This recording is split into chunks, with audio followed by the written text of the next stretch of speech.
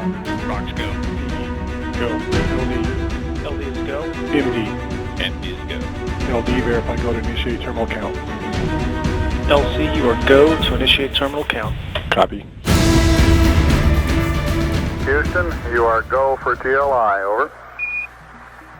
I've been playing a lot of this playthrough, and I have a lot more episodes on the way, so stay tuned. We're picking up right where we left off in episode 2, which was on our way to leaving for Duna. This is applying one mid-course correction there, just to bring in our orbit a little bit, but our crew is on their way and ready to go orbit and do a ton of science at Duna when they get there. So it's a long journey, and as such, I'm going to go do some other things while that ship flies there. As a part of this, I decided to do an expansion to the Minmus surface base. So this station here the station's growing, and I wanted to make use of it and have it be kind of a permanent part of my career mode. And as such, I need to make it useful to me economically. And to do so, I figured why not turn this into a resource outpost? So the base can only produce so much electricity. And as such, I landed a reactor and in situ resource unit on it to turn the regolith from the moon into usable propellant. So I based my design here, just for aesthetic purposes, on the kilopower reactor. This is a real project with NASA right now. It has a big circular radiator that looks really cool, and it shades the reactor from the sun and allows it to push all that excess heat off the body of the reactor and keep it running in space. It's really hard to get rid of the thermal loads on things in space, so this is like a pretty innovative way to not only shade yourself from the sun, but also get rid of the heat. I really like this reactor. It's supposed to be on the moon, actually, by the 2030s as a part of the Artemis program, and because I am a big fan, I decided to include it as a component to land at my base. Also, in the meantime, I figured let's send some robotic explorers out to the outer solar system. I haven't sent anything beyond Duna at this point, so a window came up, and I felt it was a good opportunity to fire something off towards Joule. So this is an ion-propelled spacecraft just departing out for the outer solar system. It also has a onboard lander, kind of similar to the Cassini-Huygens mission, that I'm going to try and land on Lathe and make use of that juicy atmosphere.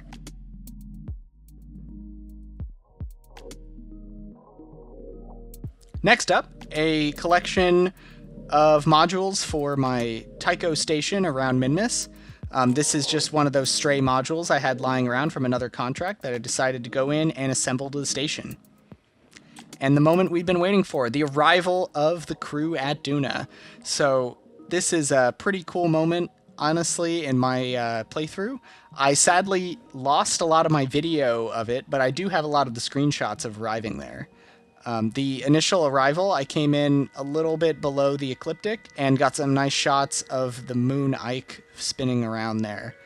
We warped in and we did a nice little propulsive capture, which is not very fuel efficient, but it does minimize wear and tear on the spacecraft. And we have tons of Delta V on this ship, so we can do a lot of maneuvering. As a part of the mission, I wanted to get a ton of science around Duna.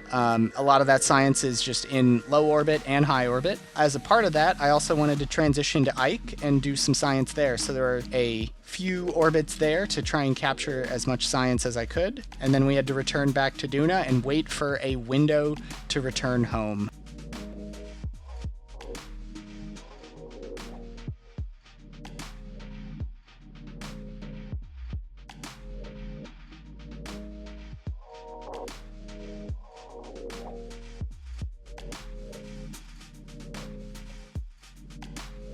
We ended up arriving back with tons of Delta V in the tank, so another propulsive capture. This allows us to keep the spacecraft in orbit and use it in the future.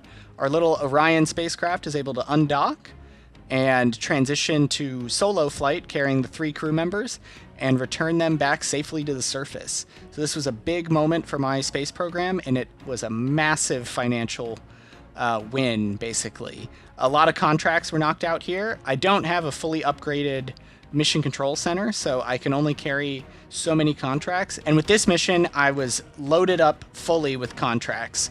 And the last of those were returning that crew to the surface. I got a lot of science data as well in the capsule, so this was very, very profitable. With newfound money, I ended up building a new lander to go to the surface base on Minmus, and this lander would be a fully reusable, space-based only lander. So this is just going to live eternally in orbit and on the surface of vacuum worlds. This little lander is super capable. It has tons of delta V, over 2,000 meters per second. It has high-power solar panels on either side. It holds 1 Kerbal. It can carry ore, and it can mine ore to move that ore or act as a pass-through for a base. It runs off 2 RL-10A engines, and it is super, super cool to see flying over the surface at low altitude. The lander gets connected into the network of pipes at the base and allows it to not only refuel, but mine resources, convert them into ore, and then use that regolith to create more fuel for the base and for itself. The reactor also means it can run overnight, and I can continually refly this lander indefinitely, especially around Minmus, where it barely takes any propellant to leave the surface, and I can have spare propellant. Next up, to expand this capability, I had to launch another module, and I used an Atlas V, but this time I was actually able to recover the Common Core booster. So that was a big win. The module has a ore tank, some monopropellant, and some basic logistical stuff to kind of help the base grow. This is all really important if we're going to keep using the base for future operations and make it important to the career play and an actual money saver as opposed to just a contract that was one and done. But all these ships are really nice and fun, but if we're going to go bigger, we're going to need a brand new rocket. And that rocket's going to have to be a lot bigger.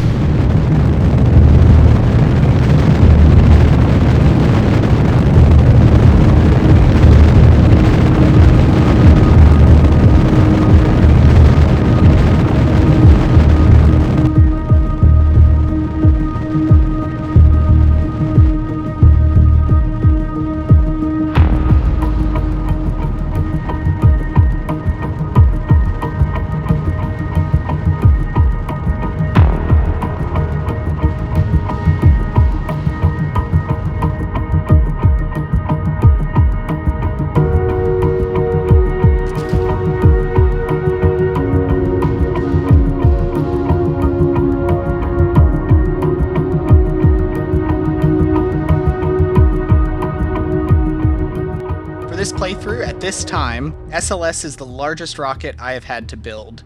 I've been trying to avoid large launch vehicles wherever possible and launch things on small, light craft whenever I can. These heavy lift rockets are really good at what they do, but they're also very expensive. So I've been trying to stray away from anything that is a single-use part or a single-use mission. But this is a very important mission. Atop this SLS Block 1B is a liquid hydrogen tanker. So this tanker is going to be the lifeblood of that surface base we've been working on. This tanker is going to run massive amounts of liquid hydrogen and oxidizer up to the station that I have in orbit. That fuel depot can then fuel other ships, and we can really extend our reach into the solar system this way.